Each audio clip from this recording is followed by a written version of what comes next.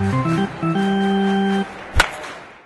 YouTube, welcome to another episode of Baseball Talk. We're here for the weekly wrap-up. We want to thank all of you for watching our videos as we approach our 1,000th view. Keep watching, and if you haven't yet, subscribe right now. Leading off the wrap-up this week is the NL East, the phenomenon that is happening out in the NL East, I like to call it. You got 4 teams that are over 500. That one team that is not above 500 is none other than the Philadelphia Phillies, the team that has been favored to win the East for a few years now, and the highest payroll. What's going on out in Philly? I think it's a combination of a few things. One being that the NL East may be the most competitive division out there. We got obviously four other teams that are great potential playoff contenders. Also, injuries that the Phillies have. Chase Utley, Ryan Howard still out. And then just a lack of pitching from some of their pitchers like Roy Halladay, who, I mean, before we could have just expected him to win.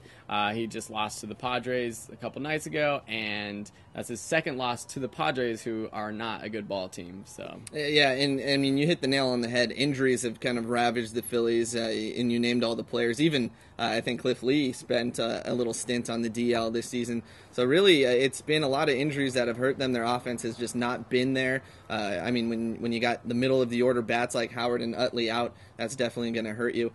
Continuing on with the NL East, let's talk about the Atlanta Braves in first place right now, and they go out they just wrapped up their series with the St. Louis Cardinals, first place team in the NL Central. So a very legitimate possible playoff series that we just had, and the Braves swept the Cardinals in 3 games. Yeah, and another instance where pitching was the factor. The Cardinals had Lance Lynn, who was 6-0 going into the game on Sunday, and he ended up losing.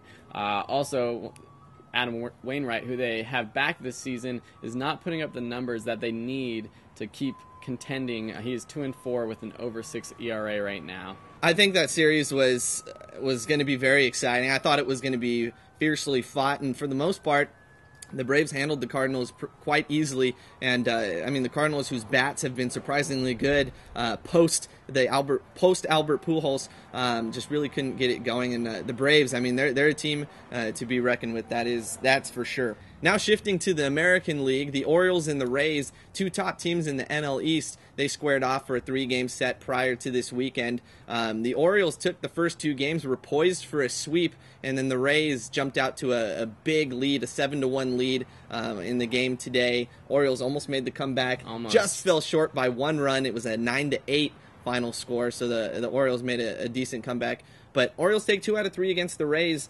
Are the Orioles for real? I mean, if they keep hitting for power like they are, then I think they will be. I mean, we're almost a quarter of the season into the season, and the guys like Adam Jones with 10 home runs, leading the team in home runs.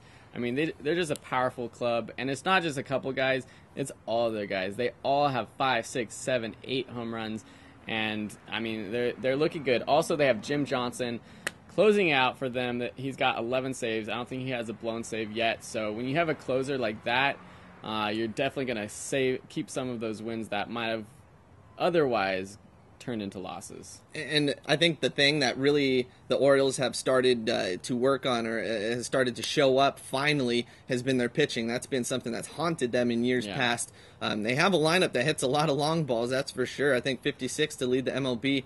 But their pitching staff, 10th best in the major leagues right now, an earned run average of 3.46 as a team.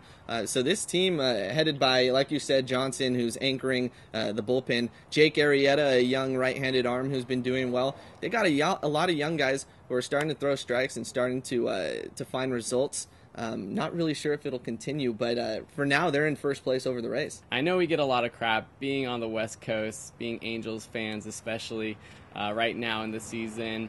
We have some YouTube followers saying that we should talk about other teams and divisions, and we totally agree. And just this week, wrap-up, which goes to show that the East is where it's at, both in the AL and in the NL. That is the baseball division to watch. Yeah, good baseball being played out in the East divisions, that for sure. So keep watching the standings for that. That's going to do it for this edition of the weekly wrap-up. Don't forget to subscribe to our page. Subscribe. And we'll see you next time.